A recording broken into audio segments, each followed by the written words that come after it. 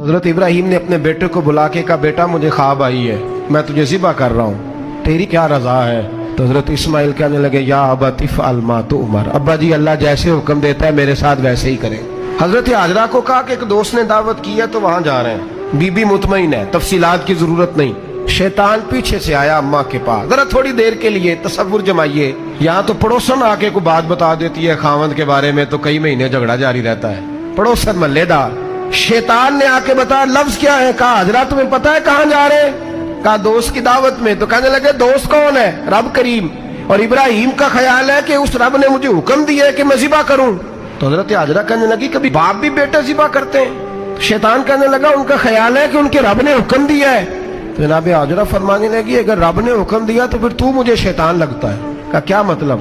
فرمانے لگی اگر رب کریم کا حکم ہے تو میرے پاس ایک اسماعیل ہے، اگر 1000 بھی ہوتے میں سارے اللہ کے راستے میں پیش کر